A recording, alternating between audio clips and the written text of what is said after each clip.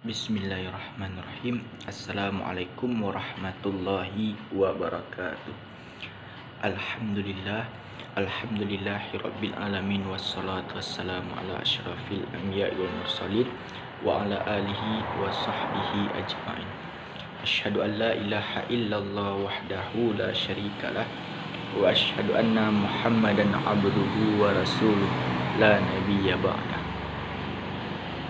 Baiklah, pada kesempatan kali ini saya akan mencoba menjelaskan salah satu judul mata kuliah saya, yaitu tentang pragmatik, yang mana di dalam pragmatik ini banyak sekali dibahas. Yang saya bahas pada kesempatan kali ini di dalam pragmatik ini adalah referensi dan inferensi. Sebelum kita membahas apa itu sih referensi dan apa itu inferensi, alangkah baiknya saya memperkenalkan diri saya terlebih dahulu. Perkenalkan, nama saya Aflaha, saya berasal dari pesisir selatan.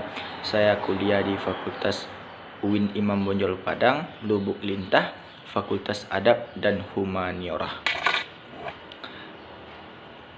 Baiklah, kita akan melanjutkan tentang referensi dan inferensi.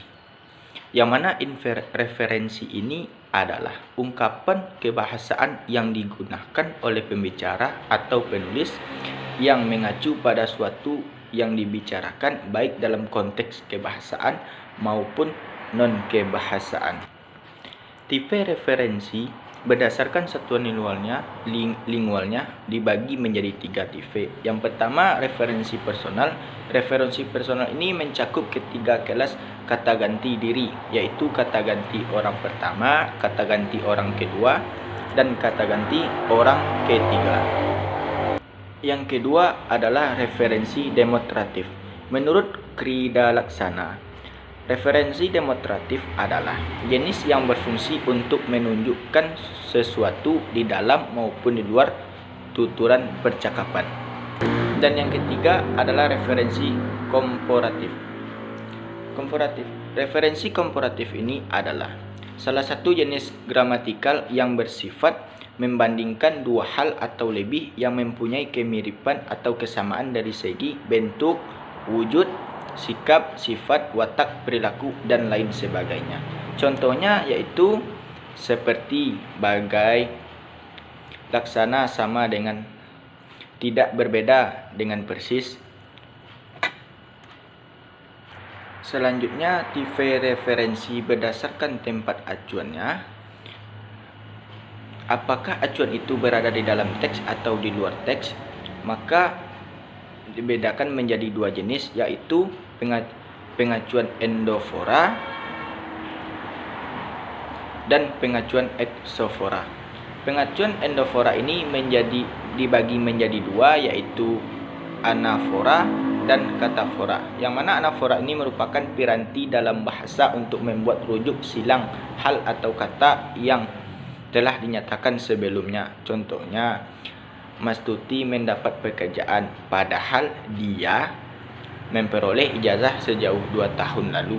Pada kata dia itu beranafora dengan Bu Astuti.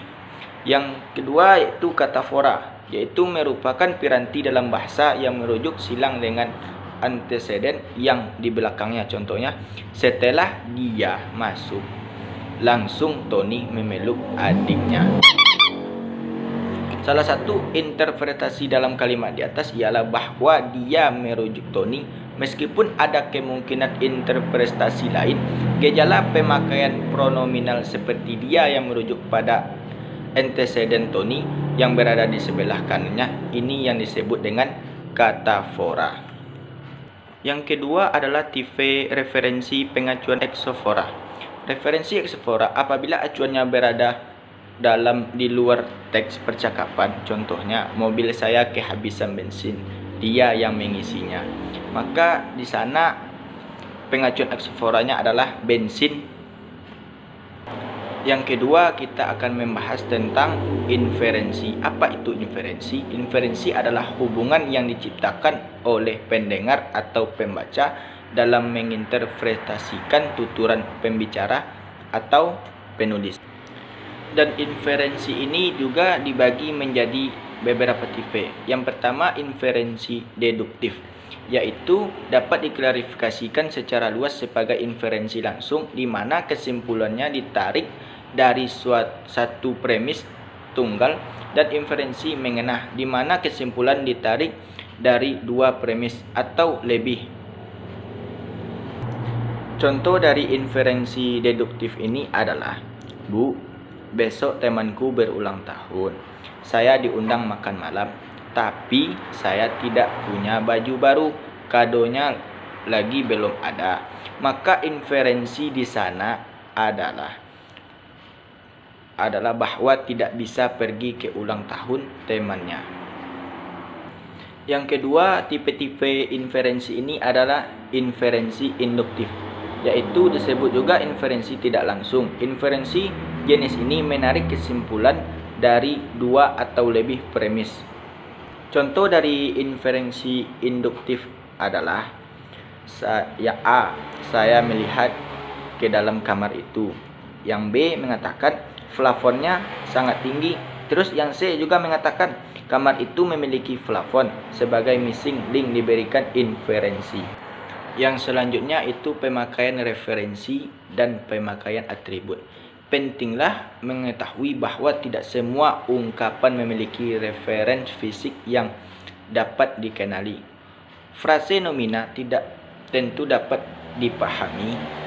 dipakai untuk mengenali suatu entitas yang ada secara fisik, tetapi ungkapan-ungkapan itu juga dapat dipakai untuk menjelaskan entitas-entitas yang diasumsikan ada, tetapi tidak dikenal, atau entitas-entitas sejauh yang kita ketahui yang tidak ada.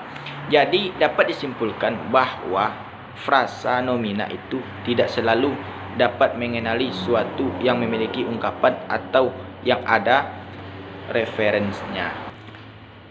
Selanjutnya yaitu peranan konteks. Kemampuan kita untuk mengenali referen banyak tergantung pada pemahaman kita tentang ungkapan pengacuan. Kemampuan mengenali konteks dibantu oleh materi linguistik yang menyertakan ungkapan pengacuan itu. Konteks dengan jelas membatasi rentangnya interpretasi yang mungkin kita miliki terhadap suatu kata. Ungkapan pengacuan sebenarnya memberikan suatu rentangan. Referensinya itu sejumlah referensi yang memungkinkan konteks adalah sekedar suatu bagian lingkungan linguistik di mana ungkapan pengacuan dipakai lingkungannya fisik atau konteks lebih mudah dikenali karena memiliki pengaruh yang kuat tentang bagaimana ungkapan pengacuan itu harus diinterpretasikan. Contohnya, berbicara tentang kuliah. Jika dosen mata kuliah AWP masuk, maka mahasiswa sepakat untuk menyebut nama mata kuliah saja. Mungkin sekian yang dapat saya sampaikan dalam kesempatan kali ini yang terkait dengan referensi dan inferensi. Terlebih terkurang saya mohon maaf.